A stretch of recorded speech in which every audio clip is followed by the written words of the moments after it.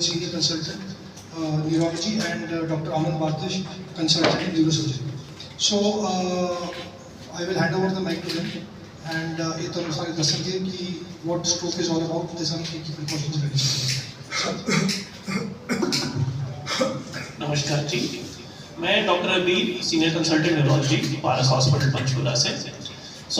आप देख सकते हैं कि हमारी एक स्ट्रोक टीम है जो पिछले 5 सालों से स्ट्रोक के बेस्ट से बेस्ट ट्रीटमेंट के लिए कमिटेड है। हमारा हर साल वर्ल्ड स्ट्रोक डे 29 अक्टूबर को बनता है। उसका मेन पर्पस क्या होता है? हम आपके जरिए, इस दिन के जरिए हम पूरे जनता में एक अवेयरनेस पहुंचाना चाहते हैं कि स्ट्रोक क्या है, स्ट्रोक के क्या लक्षण हैं, जब स्ट्रोक होए तो क्या करना है। बेसिकली हमने पिछले कुछ सालों में देखा है कि लोगों को अवेयरनेस है कि हार्ट अटैक क्या होता है, ठीक है, बट स्ट्रोक के बारे में अवेयरनेस की अभी भी कमी है। स्ट्रोक मतलब अगर लकवा पड़ जाए, कहीं फेस में कमजोरी हो जाए, पेशेंट अभी भी नहीं समझ पाता है कि हुआ क्या है और क्या करना है। इसी चीज को देखते हुए, इसी चीज को हमेशा अंडरस्टैंड करते हुए वर्ल्ड वाइड हम एक 29 अक्टूबर को एक दिन हमने रखा हुआ है फिक्स, जिसमें हम वर्ल्ड स्ट्रोक डे बनाते हैं इन्हीं चीजों के बारे में इंफॉर्मेशन देने के लिए। इस बार का हमारा थीम है together we are greater than stroke. हर साल हम थोड़ा थोड़ा स्ट्रोक के बारे में बताते आ रहे हैं। इस बार हमारा क्या है कि हम as a doctor, as a community, हम एक स्ट्रॉन्ग टीम बनाना चाहते हैं कि हम स्ट्रोक को लिटरली इस दुनिया से बाहर निकालें टुगेदर, एक साथ मिलके ही। और हमने रियलाइज करा ये सिर्फ डॉक्टर्स नहीं, मतलब आप लोग भी डॉक्टर्स की तरह इक्वल ही हमारा साथ दे सकते हैं इस स्ट्रोक को मैनेज करने के लिए। तो इसी थीम को लेते हुए हम आगे इस स्ट्रोक के या पक्षाघात, लकवा, अधरंग, कई नामों से जाना जाता है। 80% स्ट्रोक प्रिवेंटेबल होते हैं। 80% केसेस में हम स्ट्रोक को प्रिवेंट कर सकते हैं। स्ट्रोक जब भी किसी व्यक्ति को होता है, उसका एक हाथ, पैर, शरीर का एक अंग जो है बेकार हो जाता है, और अगर उसे सही टाइम पे उपचार न मिले तो उसकी अगर सही वक्त पे उसे उपचार न मिले तो उसकी वजह से वो परमानेंटली अपंग हो सकता है। ऐसी अपंगता उसके रोजमर्रा के जीवन यापन के लिए मुश्किल हो जाती है और वो दूसरों पे डिपेंडेंट यानी आश्रित हो जाता है। लाइफ लॉन्ग अगर ऐसी अपंगता रहे तो आप सोच सकते हैं कि इंसान का जीवन जीने लायक नहीं रहता। तो आप सबके माध्यम से समाज में हम ये बात पहुंचाना चाहते हैं कि स्ट्रोक को हराया जा सकता है अगर स्ट्रोक के लक्षणों को सही वक्त पे पहचान लिया जाए।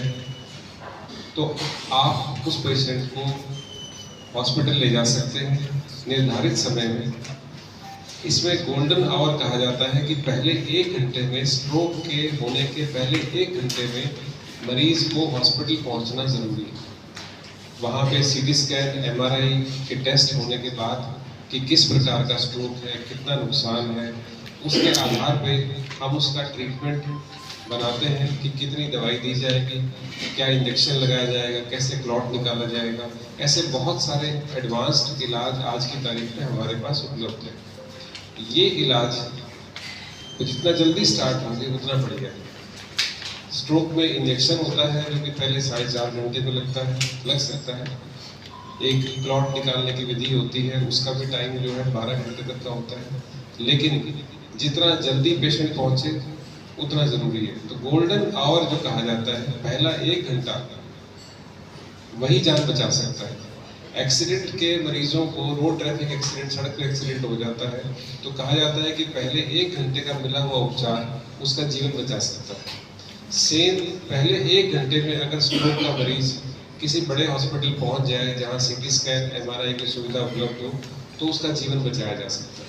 तो आप लोगों के माध्यम से ये जागरूकता हम समाज में पहुंचाना चाहते हैं कि जब भी किसी को स्ट्रोक, लकवा, अधरंग का ऐसा कोई अटैक हो तो कृपया उसे नज़रअंदाज ना करें और पहले 1 घंटे के अंदर ही हॉस्पिटल पहुंचना जरूरी है। ट्रीटमेंट के बारे में डॉक्टर अबीर बताएंगे आपको। जैसे कि सर ने बताया, स्ट्रोक क्या है? स्ट्रोक हमारे दिमाग का फंक्शन ना करना, हमारे ब्रेन जो होता है, मैं हर एक को एक ही चीज से समझाता हूँ। हमारा ब्रेन एक तरीके का ट्रांसपोर्टर है जिसमें डिफरेंट नसें, डिफरेंट अंग के लिए बनी हुई है। तो स्ट्रोक में जब खून की सप्लाई खत्म हो जाएगी तो दिमाग का जो वो फंक्शन है वो काम नहीं करेगा। तो सपोज करो मेरे दिमाग का वो वाला फंक्शन जिससे हाथ चलता है तो मेरा वो काम ना करे तो हाथ में कमजोरी आएगी, पैर का फंक्शन काम ना करे तो पैर में कमजोरी आएगी, बोलने का फंक्शन काम ना करे तो बोलने में कमजोरी आएगी। तो इस चीज को नजर रखते हुए हमने वर्ल्ड वाइड एक इसका निमोनिक बनाया है जिसको इंग्लिश में कहते हैं बी फास्ट, हिंदी में कहते हैं बचाव। उसमें बी में क्या है, बैलेंस, मतलब एकदम से अगर शरीर को एकदम से बैलेंस खराब हो जाए, इस चीज में आप एकदम पे हमेशा ध्यान रखें कि सडनली कि बंदा बिल्कुल ठीक है और एकदम से उसका बैलेंस खराब हो जाए। ई मतलब आंखें, एकदम से देखने में दिक्कत हो जाए। एफ मतलब फेस, एकदम से चेहरे पे कमजोरी आ जाए। ए मतलब आर्म्स एंड लेग्स, एकदम से हाथ या पैर में कमजोरी आ जाए। एस मतलब स्पीच, एकदम से बोलने में दिक्कत है। तो ऊपर से नीचे जाया जाए बैलेंस, आंखें, चेहरा, हाथ या पैर या स्पीच। तो एकदम से जब भी इन चीजों में कोई भी दिक्कत आए तो सबसे ज्यादा जरूरी टी, जैसे कि सर ने कहा 4.5 घंटे में हम वो इंजेक्शन लगा सकते हैं, लेकिन उसमें भी जितनी जल्दी हो सके उतनी जल्दी। 1 घंटे का टाइम में तो हम कहते हैं पेशेंट अच्छा इंप्रूव कर जाता है, 1 घंटे के बियॉन्ड हमारा और चांसेस कम होते रहते हैं। सो टाइम बहुत ज्यादा महत्वपूर्ण है जब भी एक स्ट्रोक का पेशेंट हमारे पास आता है। अब स्ट्रोक हम आगे ट्रीट कैसे करते हैं? स्ट्रोक 2 तरीके से हो सकता है, या खून की नाड़ी में क्लॉट आ जाए या खून की नाड़ी फट जाए। तो दोनों में आपका खून आगे नहीं जा पाएगा तो आपके ब्रेन को खून नहीं मिलेगा।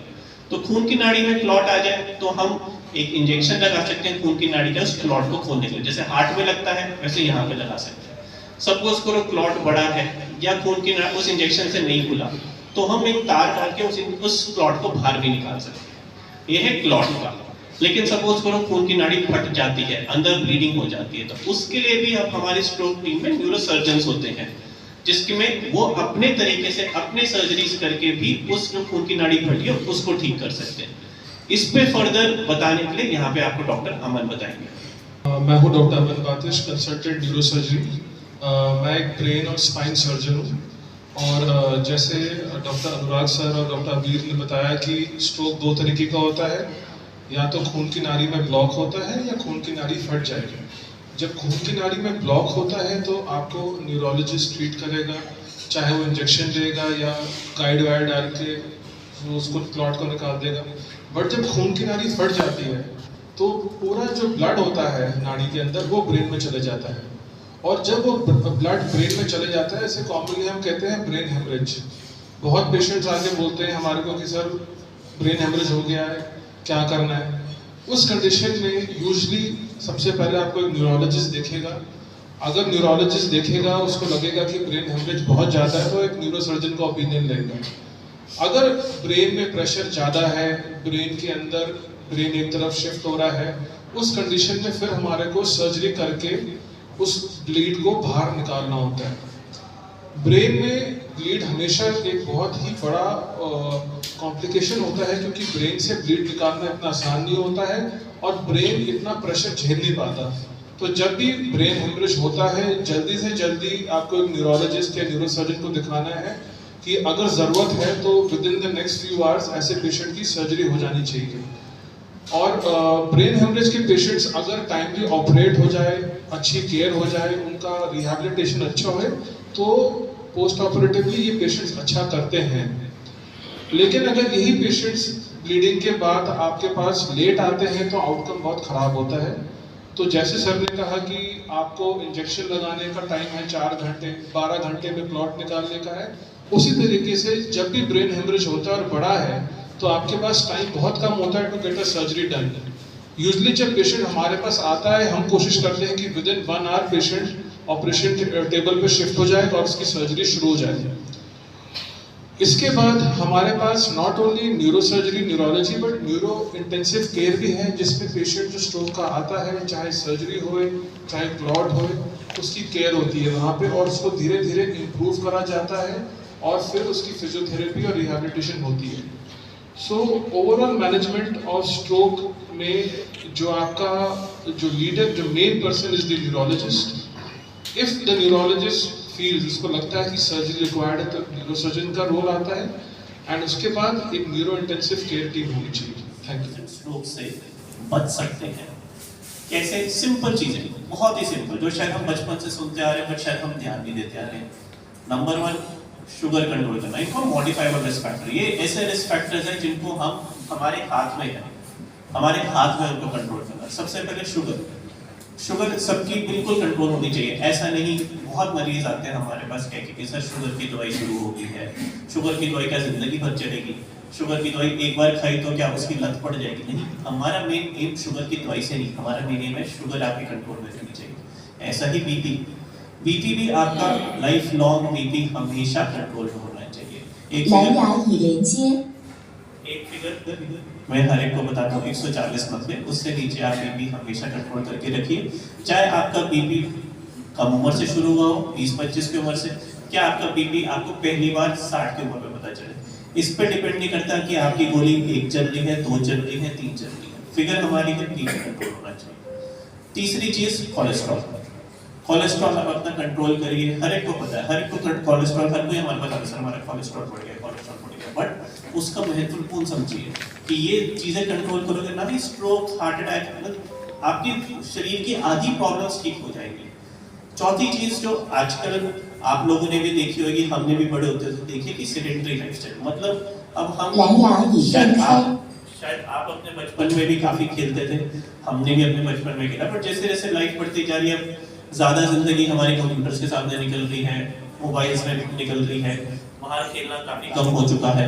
इनफैक्ट अभी आज ही मैं पढ़ रहा था कि पंचकुला में गवर्नमेंट ने काफी अच्छा स्टेप लिया है कि हर सेक्टर में वो एक खेलने का वो बना रहे हैं, सेंटर बना रहे हैं।